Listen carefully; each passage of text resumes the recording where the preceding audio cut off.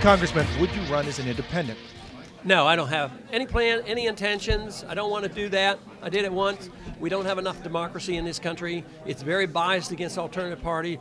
Whether you're a libertarian or a green party, you fight, you don't get into debates, and you don't get equal treatment. And here we go around the world and using force to spread democracy in Iraq, and yet we don't have it here. We should set an example, and that's why it's tough. I'm very sympathetic with all alternative parties, but I tried it once. I have no intention of doing it again. You were talking about looking at immigration from an economic standpoint. This is something new that I haven't heard out of the other candidates, and I'd like to hear more about that. The welfare state makes it very difficult to solve our problems. I believe if we had a free and prosperous economy and a middle class that wasn't struggling and their income wasn't going down in real terms, that immigration wouldn't be a problem. But welfare here actually encourages some of our people not to take low-paying jobs, and then these jobs go begging, so there's an incentive to come in.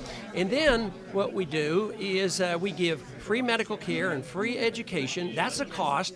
And then these people who are being squeezed with their income and their standard of living going down, they go to the grocery store, they see an illegal using food stamps, or they get in an emergency room. Then their hospital closes down and they don't even have hospital services. They see their taxes going up for education.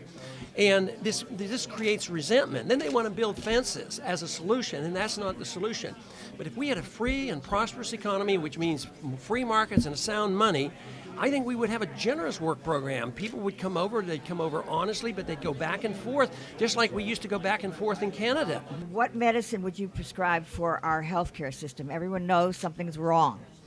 We've had managed care for 35 years, which means we've turned it over to government and corporations. We have corporatism, and it isn't working, and all it did was push up prices and restrict services. What you need to do is get the control back to the patient to make choices. Once the government gets involved, the government always pushes up prices, then they have to restrict opportunities. At what point do you think that the government steps in and does anything, the federal government? Whenever the Constitution gives us permission. And if the Constitution is too restrictive, you change the Constitution. If it is not there, we're not supposed to do it. They said no printing money, and only gold and silver is legal tender. That's still on the books. We're not supposed to go to war without declaring it. Those things are very, very clear. So we should at least prevent our government from doing these things without changing the Constitution. So if we want them to be involved in public education, he should change the Constitution and then let them have more No Child Left Behinds, which I think is totally foolish.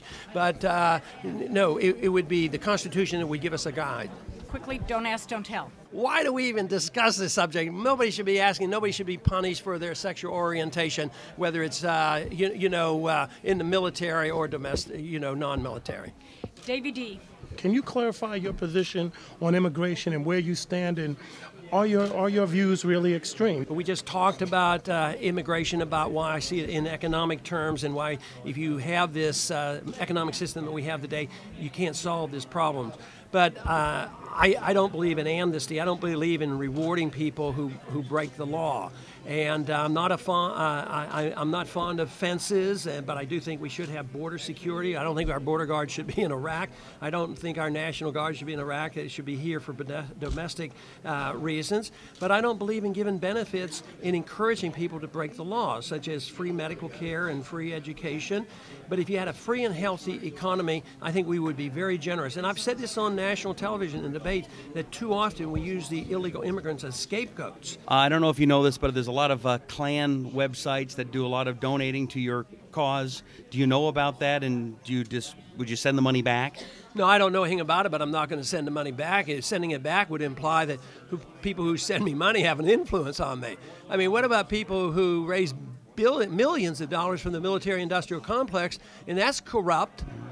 Or do they send their money back? No. I mean, if they send me money, if I send it back, if it's some radical group, I've already spent the money they've sent. Do I take your donation if you send it to me and give it to this radical group and subsidize them? Well, we sent back money out Hillary and then did for Shoe, for example. Well, they're insecure because they think they're going to be influenced, and maybe they are. I don't get any special interest money. I get individuals, but I have 170 donors of $100 and less. I'm not going to screen them. I'm not going to go over that and play this game of pandering, saying, "Oh, what do you believe in?" Check out everybody's belief. That if I take their money, I endorse it as belief. That's preposterous.